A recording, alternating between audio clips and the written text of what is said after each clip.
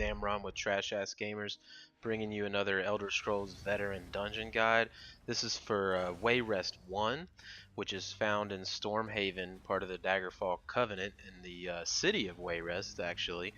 One of the easier dungeons in the game, honestly. You're not going to have too much trouble, but again, I'm going to make videos of pretty much all the veteran content in this game to help you guys out if you're having any trouble. Eventually I'll put up a just build strategy guide, how to play a little better, things like that. But focusing on the dungeons, I will keep them as complete gameplay videos because I don't want anybody to get lost. I want you to be able to know where we're at, know what's going on. I will kind of speed up the time as we go through the ads to make the videos a little bit shorter, and mainly focus on strategies for the bosses or any area that may give you trouble. But for this dungeon, it's relatively straightforward. We're going to roll up on our first boss, or mini boss we should call it. Doesn't really do much. 1.7 million health. Slime Crawl is basically a little wuss, so you're going to have no problem with him. As you can see, it's just me and the other DPS here, and we're not even having any trouble, right? He doesn't do much damage, doesn't have much health. You're going to clean him up, no problems. So just, you know, when you have the tank here, have him get the aggro, healer can heal you, and just take him down.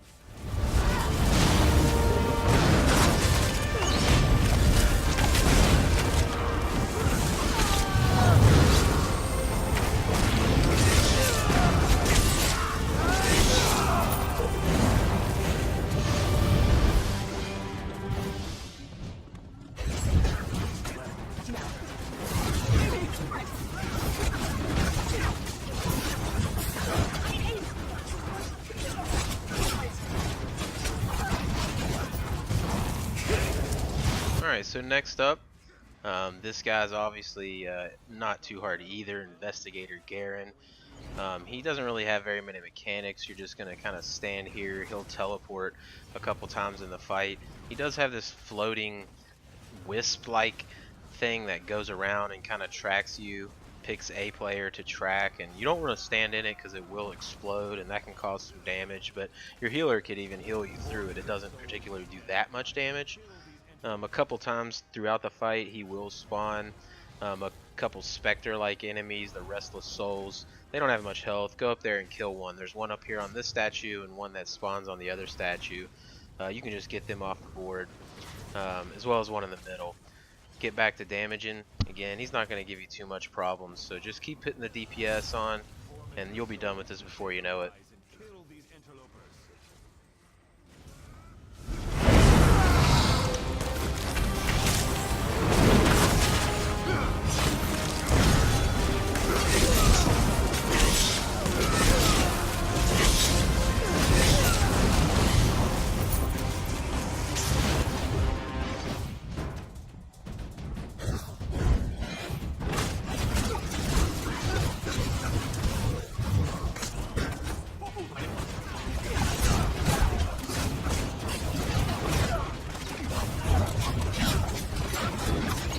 I kind of got left stranded here, and I'll show you why in just a minute.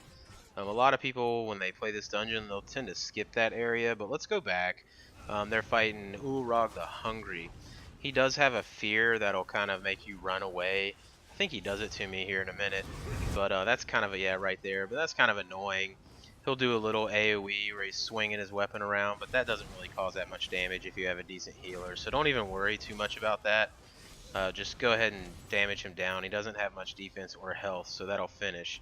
Now, a lot of people will skip this area back here, but keep in mind that this boss back here, the Rat Whisperer, is part of the Vanquisher achievement, as well as needed for the speed run and the no death run. So if you skip him, you won't get those achievements. So be sure you come back here and kill this guy. He doesn't have much health. He's certainly quiet with damage, fitting to his name, and as well as the rats. He likes to spawn skeevers. But again, there's the skeevers nor him do really that much damage, so you can just take him down per usual. Have the tank aggro, healers popping some heals, just continue your DPS. I will show you he does spawn a decent amount of skeevers throughout the fight, but as long as you keep damaging him, you know, it won't really cause too much of a problem. But feel free to drop an AoE on them like I did if they're beginning to become numerous. Come to me, my minions.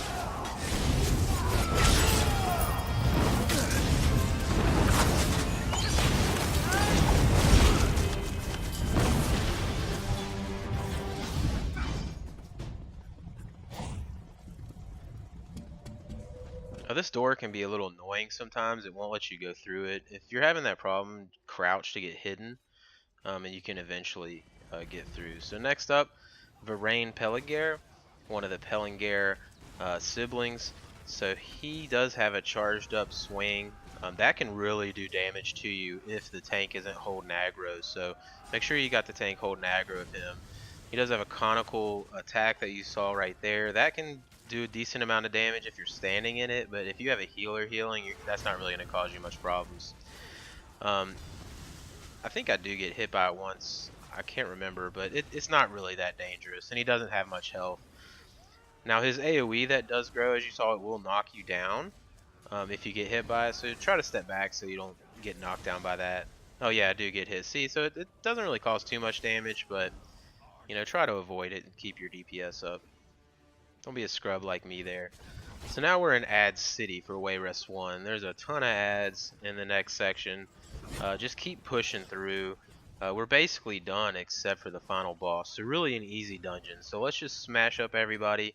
I actually like to just run to the end of areas and hope my teammates come with me so I can just stack up all the ads because they don't really hurt that much. And just try to take them down all at the same time. But anyway, I'll meet you at the last boss.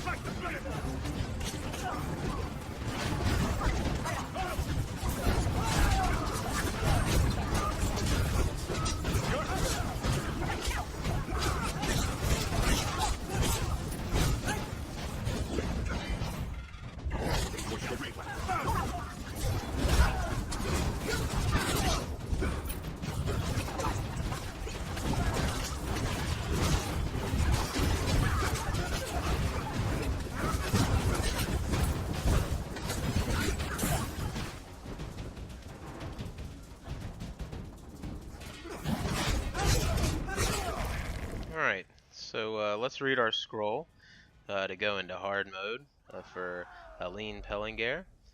She can do a decent amount of damage with one of her Nightblade attacks, which I'll show you.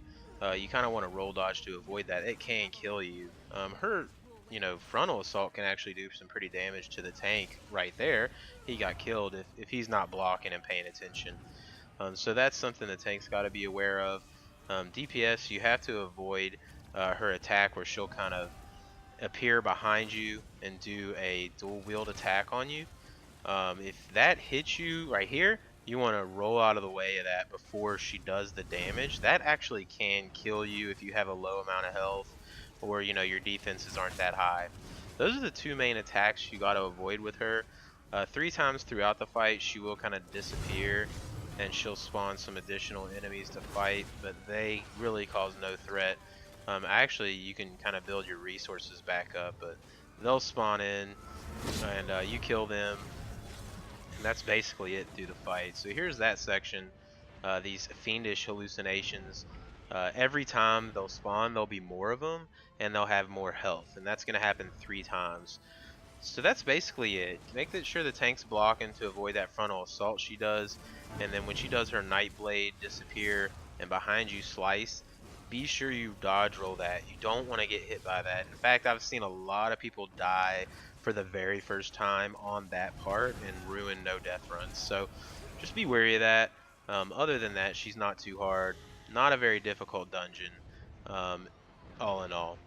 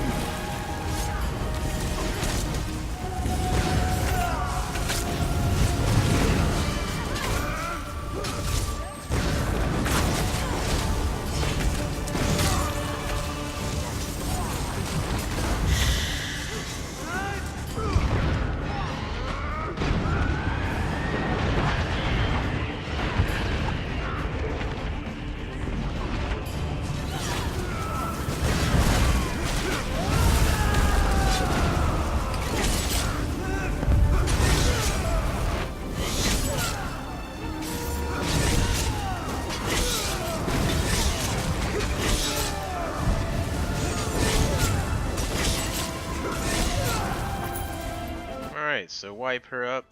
The monster set that comes out of this dungeon is Slime Crawl's Mask. That dungeon set's actually pretty decent if you're kind of just starting the game, because it gives you a pretty nice bonus for having that and the shoulders, which gives you a base 8% increase in damage. So that's actually pretty nice. A lot of people don't use this set in game because they're going to get basically increased in damages from other sets, especially trial sets. It's going to be part of those 5 parts of those sets. So, but anyway, it's a good set. Anyway, I hope this video helped you. If you like these things, feel free to like and subscribe, and we'll see you next time.